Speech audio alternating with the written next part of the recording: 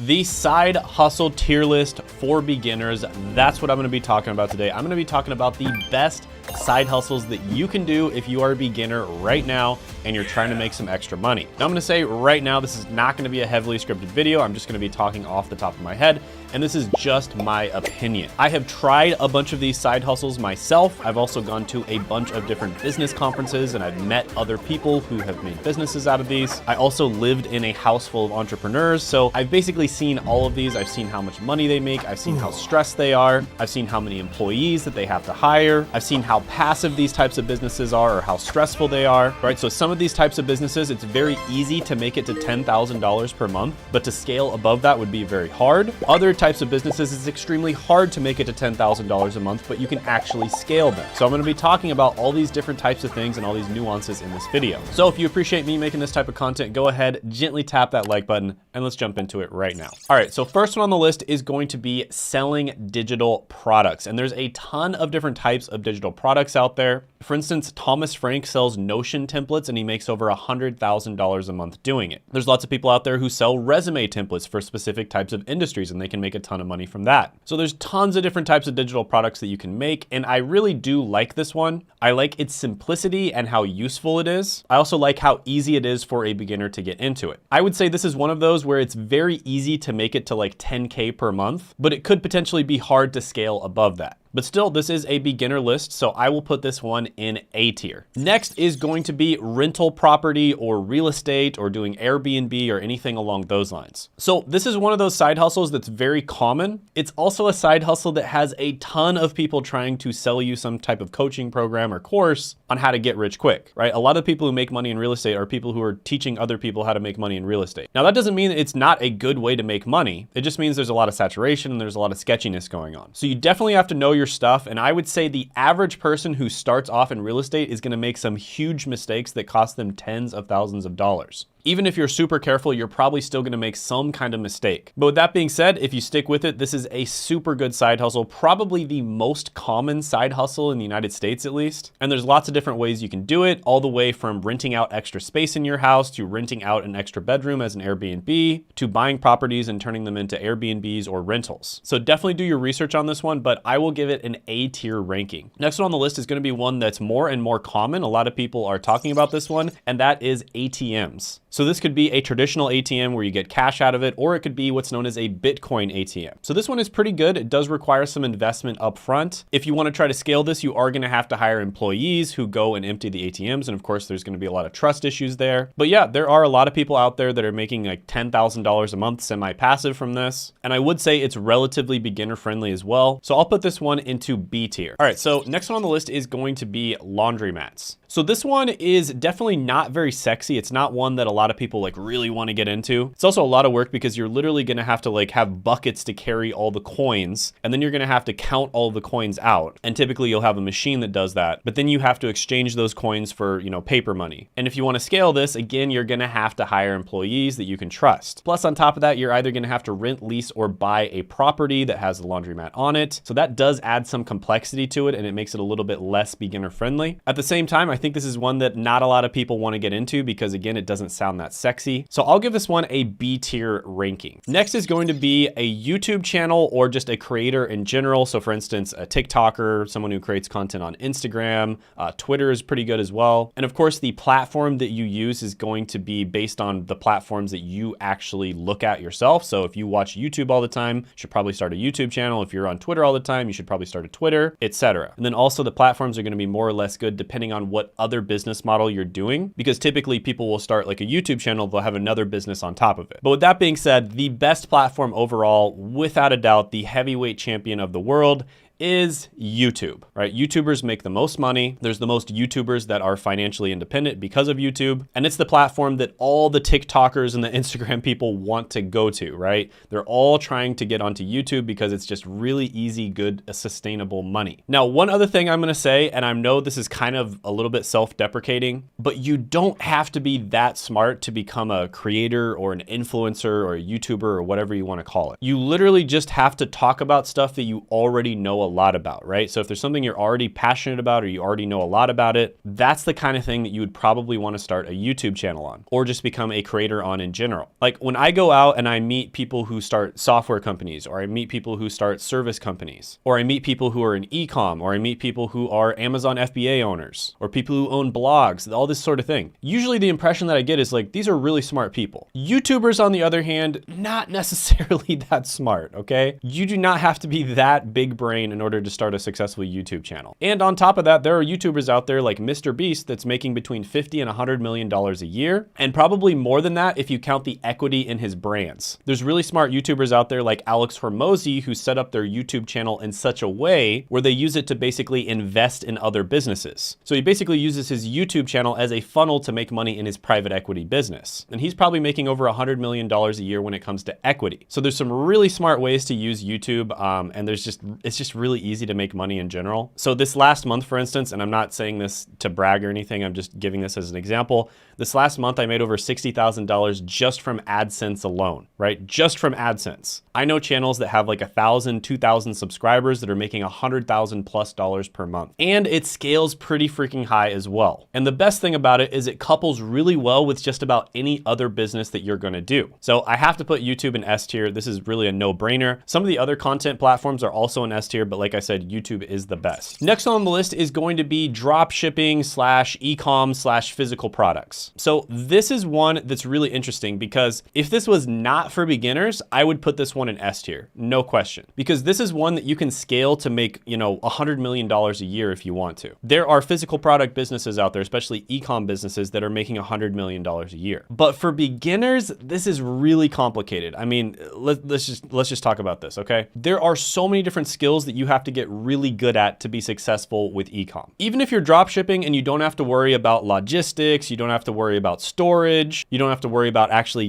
designing the products themselves, you're basically just reselling products. You still have to get good at hiring people. You still have to get good at managing people and leadership. You have to get very good at marketing. Then you have to get good at the back end stuff like customer service, fulfillment, etc. There are a lot of skills that you have to have dialed in. And this is one of those businesses where you have to know your numbers like the back of your hand, right? This is not one of those businesses where you can kind of just like halfway know your numbers. You have to know your numbers incredibly well. So you basically have to get good at like data analytics. So if this was for more advanced people, I would put this in S tier, but for beginners, I'm gonna put it in B tier. Next one on the list is going to be a lawn mowing business. So there's a lot of random like physical type businesses out there that are really easy to start, don't require much startup capital. Of course, it's very difficult to scale a business like this. It might even be hard to get it to $10,000 a month if we're talking pure profit, but it's really easy to make a couple extra $1,000 a month. So because of the fact that it's hard to scale, it would be hard to get to $10,000 a month, but it's easy to make it to a couple $1,000s a month. I will go ahead and put this one into C tier. Now, by the way, if you disagree with me or agree with me on any of these, or you think there's other ones that I should have included, go ahead and comment down below. It'll start a conversation that everyone can benefit from, whether you agree with me or disagree with me. So everyone wins. All right, so next let's talk about vending machines. So this one is kind of like in between a laundromat business and an ATM business. I think an ATM business is gonna be better than this because I think it's more profitable. But I think it's also a little easier to do than a laundromat business because of the fact that you don't necessarily have to buy like physical property or rent or lease it. So it's easier to get started. It is gonna take a lot of work restocking these vending machines and also collecting the money. And if you hire someone to do that, of course you have to trust them. So yeah, overall, I think I'm gonna put this one into C tier. Next one is one that I am a big fan of, especially if you're just starting out. And that's going to be a power washing or cleaning in general business. So this is something where I do think there's a lot of opportunity. There's a lot of people who just don't want to do this. But if you're someone who's not afraid to work really hard, this could be a great opportunity for you. And I do think you can make it to $10,000 a month doing this. Now, of course, it'd be hard to scale. If you want to scale this type of business, it's going to take like a lot of skills. You have to get extremely good at hiring, leadership, management, logistics, etc. But just getting to $10,000 a month, this one is pretty easy, I'd say. And I think there's a lot of opportunity out there for people who are not afraid to just work hard. Now, there's a lot of little sub niches you can get into here. For instance, there is an entire niche of cleaning where you basically go to restaurants and you clean their ventilation systems. And some of these types of cleaning businesses do, of course, require specialized cleaning equipment. And of course, you do have to spend a little bit of money on that. But yeah, these types of businesses are pretty good. I'm gonna put this one in A tier. Next is gonna be one of my absolute favorites. It's one of the best business models you can possibly do. and that's online courses, online coaching, and online consulting. So basically information products. Now, online courses, you probably can't scale as high. I think some of the best people out there are doing about $10 million a year or so doing online courses. I'm sure there's some outliers there that are doing more than that. But the thing about online courses is if you actually want to get people an outcome, you have to choose something that's relatively easy to accomplish. So if you're trying to get someone an outcome with something that's not easy to accomplish, like starting a business, for instance, online courses typically are not going to get people there. They might help you like 20% of the way, or maybe even 50% of the way if they're really good, but they're not going to get you all the way to the finish line. And that's where coaching and consulting comes in. So I actually prefer coaching and consulting, and I've spent a ton of money on online courses, and typically they will help. They're extremely helpful. But the stuff that I've gotten the most value out of that I've spent money on is coaching and consulting. And that's because you get to work directly with people, you get feedback, you basically get to pay for a mentor. And then on top of that, you get the online course component, because typically there's an online course that's connected to it. Now, coaching and consulting typically is going to cost more. Online courses could range anywhere from like $10 to $2,000, whereas coaching and consulting is typically going to be much more expensive than that. And that's because the person is actually spending their time,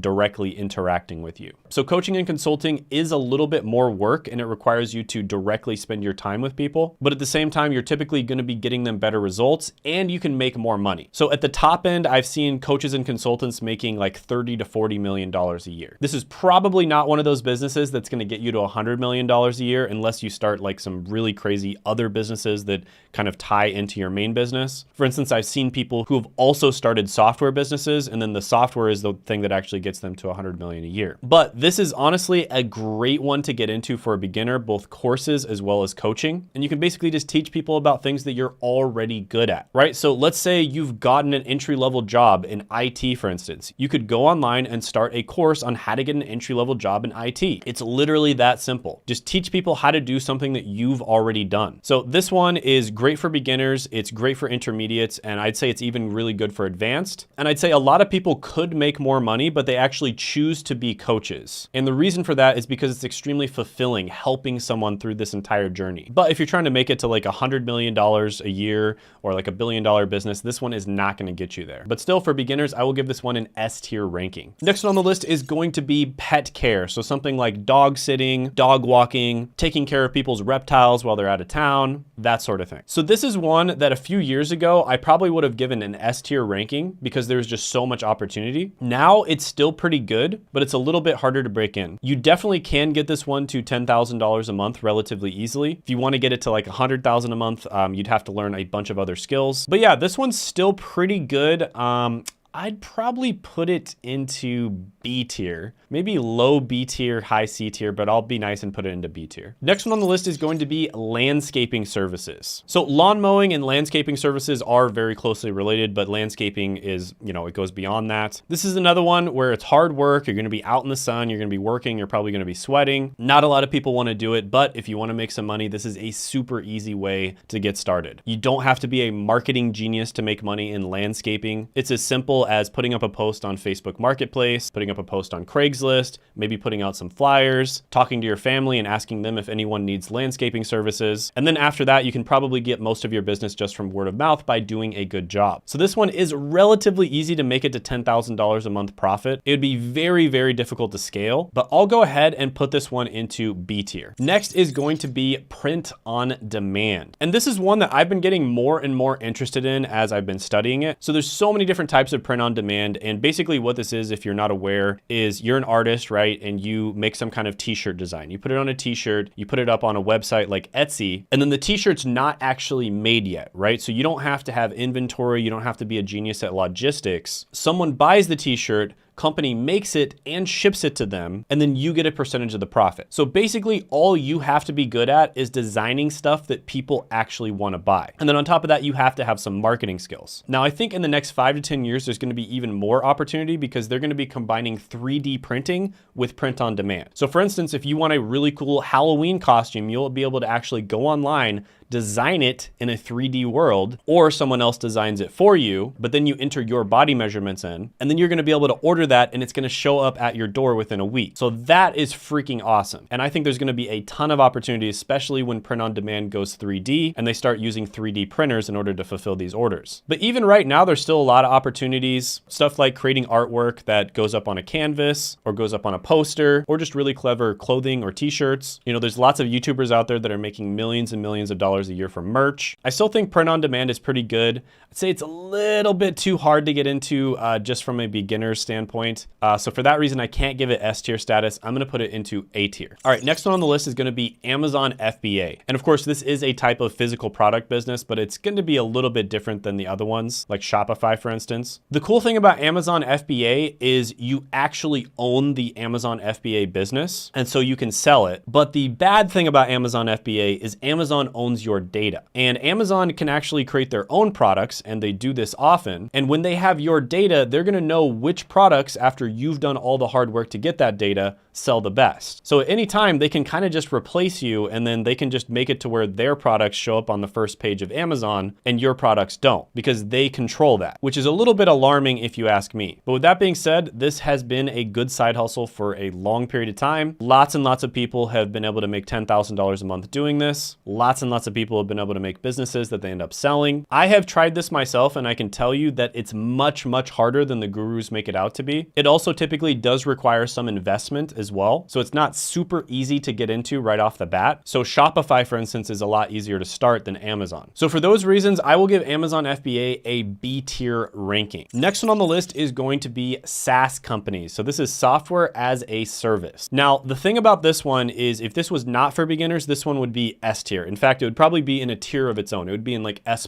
tier, because this one is without a doubt probably the easiest way to become a billionaire. But for beginners, there's a pretty big barrier to entry. Now, there's a lot of products out there called no-code products that are making it much easier to break into the SaaS industry. But I've tried some of these no-code products out, and they are awesome, don't get me wrong, but they're still way too simplified. Like, the products that you make are still way too simple. There's also white label products you can use. So for instance, you know, let's say you want to create like a CRM and you want to do it for a very specific industry. There's lots of different white label products out there like Go High Level, where you can basically use their CRM, call it your product, modify a few things here and there, and then sell it as your own product. And that's how you could kind of get started. And then later on, maybe you make your own software. So it is a little bit easier to break into this, but the truth is you have to have a lot of other skills if you want to get good at this. So for that reason, for beginners, I'm going to put SaaS in B tier. Next on the list is going to be flipping. And this is probably like the oldest side hustle in the world. You buy something low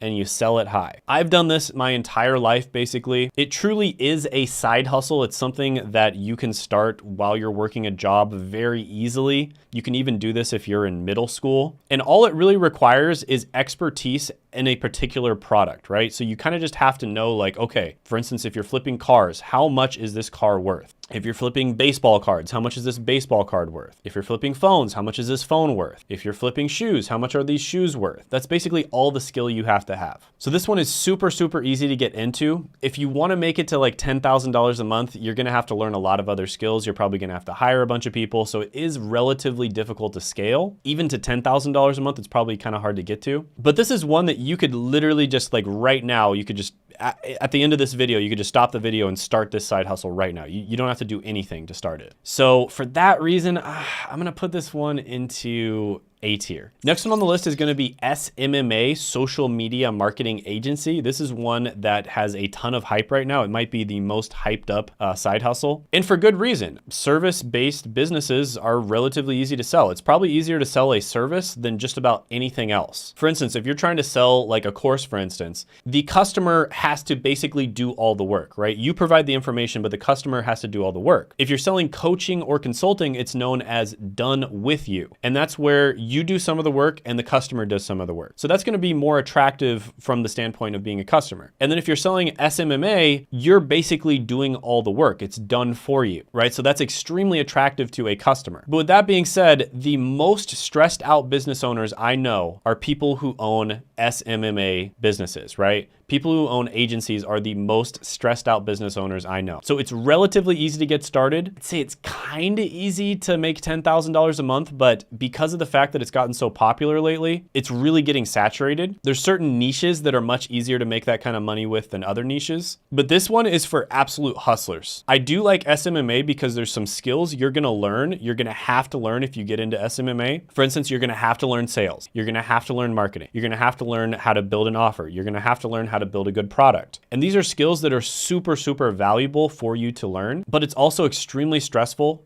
You're basically gonna be working all the time. So there's a lot of downsides to SMMA as well. I'll go ahead and put it into A tier. And very closely related to SMMA is gonna be B2B service-based businesses. So this would be something like cybersecurity, cloud IT, staffing businesses, businesses where you are selling your service to another business. So I do think there's a ton of opportunity here. The downside to this one is you have to have highly specialized knowledge. So if you're someone who's watching this and you are like a high-level cybersecurity professional or a high-level IT professional or a high-level coder, this could be a really good one for you to get into. There are B2B service businesses out there that do make it to $100 million plus a year. Recently, there's been a bunch of them that are either cloud related, IT related, or cybersecurity related that have been making tons of money. They've been growing incredibly fast too. And I know this because I do a ton of research on these types of companies that are hiring people all the time. But with that being said, it does require very high levels of knowledge, also very high levels of skill to get started. So the barrier to entry is pretty high. And so for that reason, if this one was for like more advanced people, I'd probably give it like an S tier rating. But for beginners, I'm gonna put this one at B tier. But like I said, if you're like a high level cybersecurity professional or a high level IT professional, this could be a really good one for you. Next on the list is going to be YouTube automation. So this is basically where you start like a faceless YouTube channel and you hire people to automate it for you. This is another one that's really hot right now. You're hearing people talk about this left and right. And I do love YouTube. Don't get me wrong. I think YouTube is amazing. And I do think there's a lot of people out there that are crushing it with this. But because of the fact that it's been getting so popular, I do think it's getting pretty saturated. Another thing you have to keep in mind is if you're starting a YouTube channel that's faceless, where you're just hiring a voiceover actor, you're hiring a scriptwriter, you're hiring a video editor,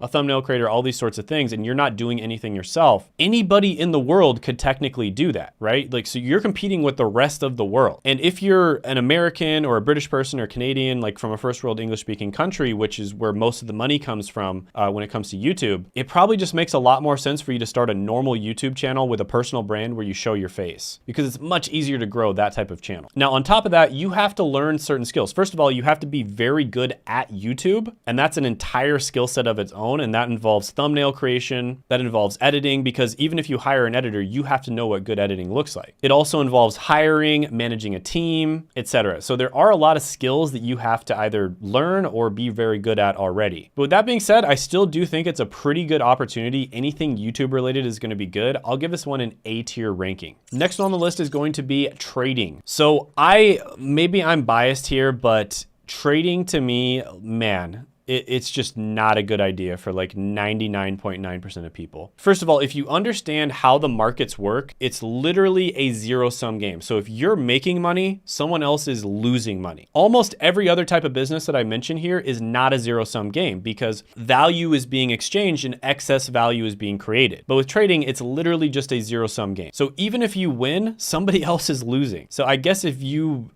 enjoy that kind of thing, then this could be good for you. But for me, it's just, I don't feel like I'm adding any value to the world if I'm trading and like making profits. So it's unattractive to me from that standpoint. And then the second standpoint is, if you look at the statistics, the vast majority of traders lose money, because the truth is you are going to be competing against people on Wall Street, people who have the best information, the best software, the best consultants, the best teammates. They also have the best educations. I mean, these people are gigabrains on Wall Street. They all have like 130 to 150 IQ plus. And you think you're going to be able to beat them with all their advanced technology, all their competitive advantages, and let's be honest, they probably have a lot of insider information that you don't know about. Do you think you're going to be able to beat them all on your own? Probably not. So I will say the one type of trading that I do think there's a lot of opportunity with is cryptocurrency trading, although that's super you know, risky as well. But I do think that just because of the fact that Wall Street isn't as familiar with cryptocurrency trading, you're probably going to have a better chance of being successful. But overall, I'm going to have to put, I know I'm going to get a lot of people mad at me for this. I'm going to have to put this one in F tier. I really do not like trading. For the average person, I think trading is absolutely terrible. And on top of that, I think that most of the ways that people do trading is basically gambling, and it becomes an addiction. And that's why all these trading gurus end up making so much money, is because they're literally just getting people addicted to trading. And it's kind of just like regulated gambling, essentially. So yeah, I'm not gonna go on about this. I don't like trading. I don't think it's good for like 99.9% of people out there.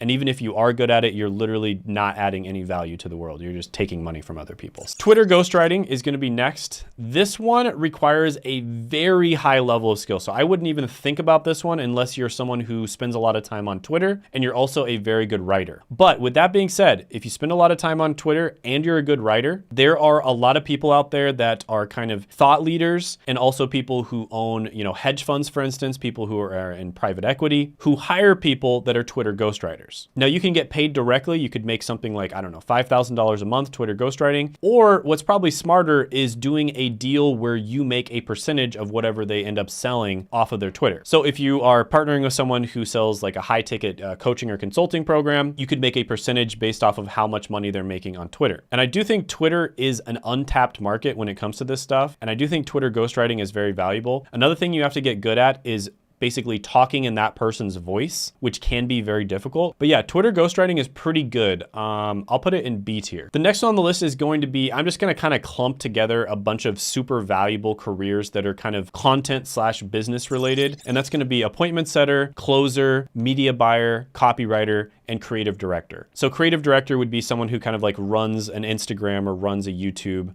that sort of thing. So these are all careers where you're basically directly contributing to someone's bottom line. So it's very close to you just directly making them money. And in a lot of these, you can actually get a percentage split. And these are all technically things that you can do either as an employee, part-time, a freelancer, or you could start your own kind of agency as well. So there's a lot of opportunity with these. You basically only have to learn one skill with each one of them. Appointment setting is basically where you learn to talk to people in DMs, or depending on the type of appointment setting you're doing, you might do cold outbound or cold calling. Lots of opportunity with appointment setting. With closing, you literally just have to get good at sales. That's it. With media buyer, you have to get good at marketing. That's it. Copywriter, you have to get good at copywriting. That's it. And with creative director, you have to get good at whatever platform you're on. So like a YouTube creative director, you'd have to be good at YouTube. So all of these are relatively straightforward. Most types of businesses, you have to get good at least like 2 or 3 different skills. Whereas with these, it's basically just one skill. And that's extremely attractive. And then additionally, these are really good for basically meeting people who are already successful business owners, because successful business owners are almost always looking for these positions. And so if you can get good at this one skill that these successful business owners are always looking for, you can start making money from them and then learning directly from them. So lots and lots of people I know have started off as closers. Lots and lots of people I know have started off as appointment setters. And these are people who eventually went on to start their own successful businesses. So this one, I'm gonna go ahead and put it into S tier as well. Next one on the list is going to be SEO/blogs. So basically creating a blog. This one is super solid. It's been around forever. The one thing I will say about it, it's not that difficult to do, but the one thing I will say about it is it requires a ton of patience. And most people, of course, do not have patience. You are probably not going to be making much money from your blog for the first year, maybe even year and a half. But a year and a half down the line, your blog's going to start actually making money, and it's just going to keep growing and growing and growing. So you have to be consistently putting out really good SEO optimized content, making absolutely zero money from it. But then a year, year and a half down the line, you're probably going to start making some money, and then it's just going to snowball. So most people don't have that kind of patience, but I will say this is one where it really doesn't require that much skill. And especially if you're someone who's very good at a particular subject and you're writing your own blogs, it's super easy to break into some of these really competitive keywords, because most people are using AI to write the keywords, or they're, outsourcing it to someone who isn't an expert on. So SEO and blogs, it's tough to say just because it requires a lot of patience and most people give up for that reason, but I'll give this one an A tier rating. Next one on the list is going to be affiliate marketing. So this is one that is amazing to make money from, because all you have to do is be good at marketing. marketing. That's it. You just have to learn one skill, and that is marketing. So you partner with some kind of product that's already proven. This is a product that is already proven to be really good. And then you literally just get traffic to the product. So really, it's not even marketing you have to be good at. It's just traffic generation. You have to get traffic to the product. And of course, it has to be good traffic. And then you get a percentage whenever someone ends up buying. So you might get like 50%, for instance. So this one is really good because you can partner it up with just about any other business that I mentioned on this list. So for instance, if you start a YouTube channel, you're getting views from YouTube, it's incredibly easy to start making money from affiliate marketing. It's also a great way to kind of just launch a business without having to create the entire business. So if you think you want to make a course, for instance, you could just partner with someone who's already selling a course, get the affiliate commissions from it, see if it's a good fit for your audience or just a good fit for you in general. And then later on down the line, once you've confirmed that, you can make your own course. With that being said, it's much easier to make money with affiliate marketing if you already have an audience or you're very good at generating traffic. And generating traffic is one of the most difficult and competitive skills to learn. But with that being said, affiliate marketing is still amazing. I will put it into S tier. By the way, if you haven't checked it out already, I did make a video on 7 side hustles that nobody is talking about, and you can check that out by clicking right here.